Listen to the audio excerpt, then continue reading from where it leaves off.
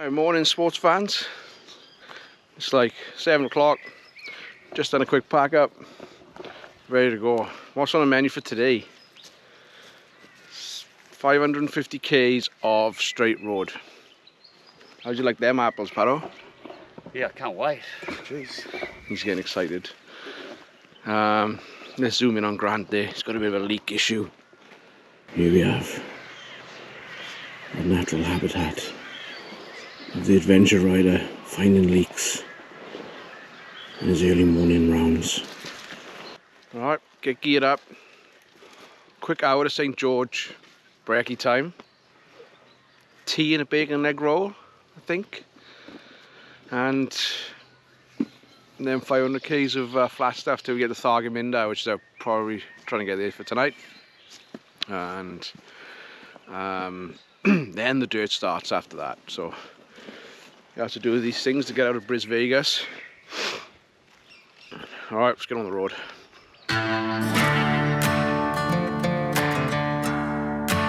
After a great night at the Nindigully pub with a few beers and the famous road train burger, now sitting real low, it was time to head off and do a quick 1 hour trip to the town of St. George for breakfast and a cup of the old Darjeeling.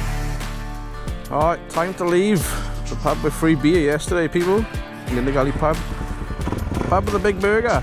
Alright, 540 k's to Thargomindah, and then the fun starts after that. Let's rock and roll.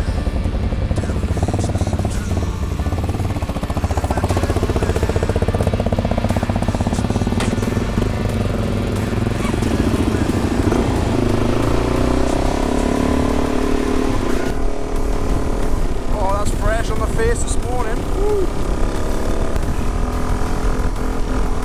Well, there we go. First try to get 6 gear already.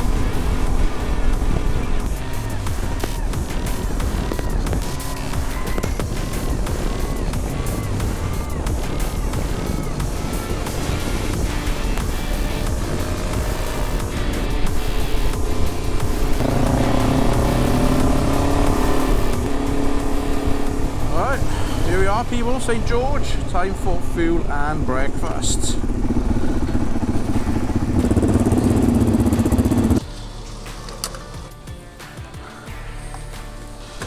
$260 k's, 16 litres. Oh, quite a lot. So there's another 16 litres. There's probably another 7 litres left. Just under half of that, 260, 130 left. There's about 390. Yeah, it's about right. Just doing some maths there, folks.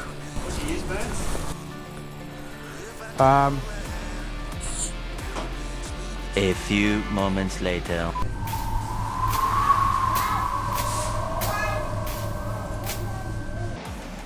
As we were about to leave St. George, Paro noticed a little bit of a mixture of fuel and oil coming out of the DRZ, leaking like the proverbial sieve.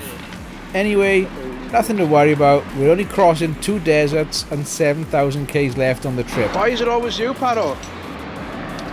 I just love it. Alright, so we think it's a little leak coming out of the gear selector shaft. So we're going to top it up with oil every couple hundred k's. She'll be right. Isn't that right, Paro? Perfect. And Grant's is leaking too. It's always fuel. DRZ is just giving back to society, putting the oil back into the ground where it came from. We are really starting to get into the outback now. We have left the Great Dividing Range behind and we are now in what was once the massive inland sea. The roads are straight and the dirt is getting redder, and there are more dead things splattered all over the place than a Wuhan market.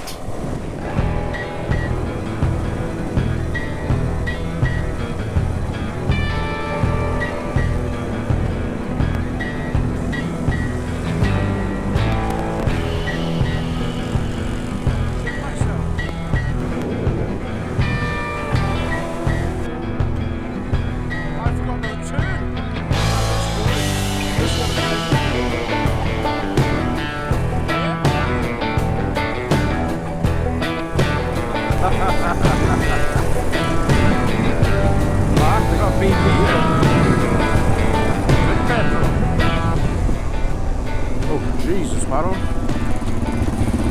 Brakes work.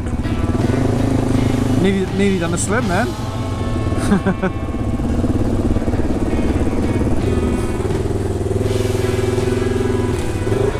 98. Treating this thing. Look after me. Alright, bit of lunch stop. Where are we? Oh, there. It says on the sign, Cunnamulla. Deep in the middle of Queensland somewhere. Good news is, Barrow's bike. Well, one or two things has happened. It's either fixed itself or it's got no oil left. Hopefully it's fixed itself, but he's tools it out again. Minor front brake issue. It's going to happen on the big jobs. I can't wait for my turn. Hopefully all problems are minor. Alright, let's get lunch sorted and do another 200 Ks Thargomindah.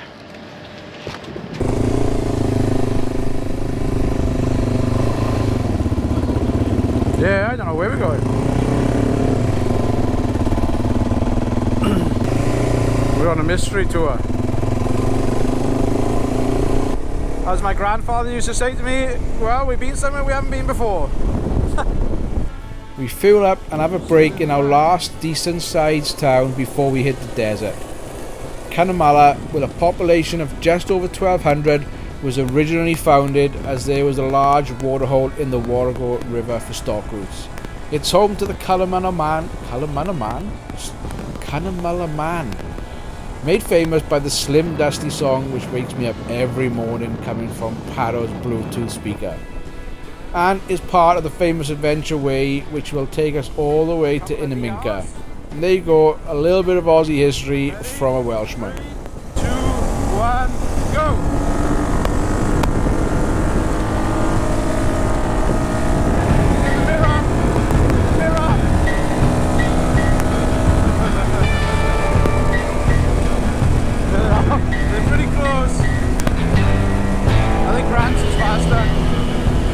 Apart from checking how much fluids was left in the sieve, there wasn't too many dramas today, and we got the Thargomindah with plenty of time for early beers.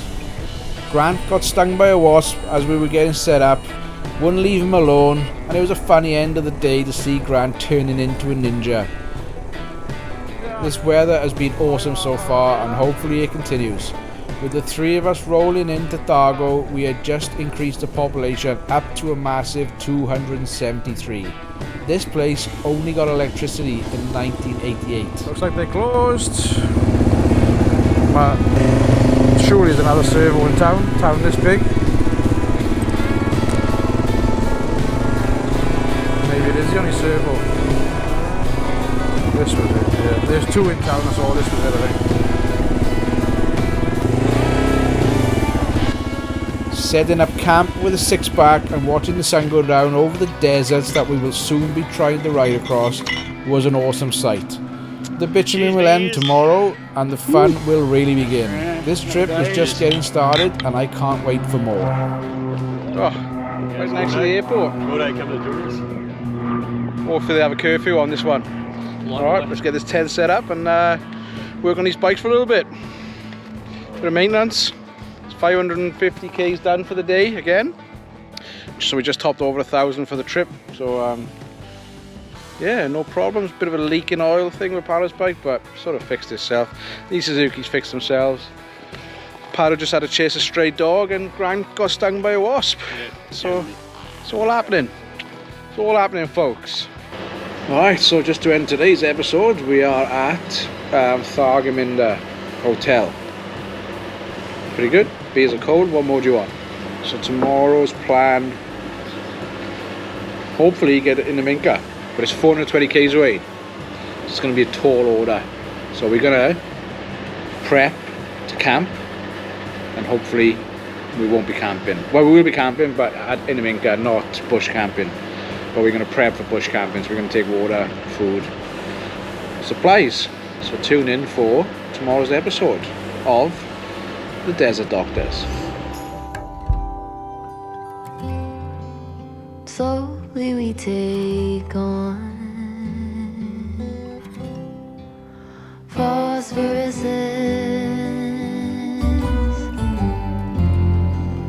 vivid in the bond, phosphorescence.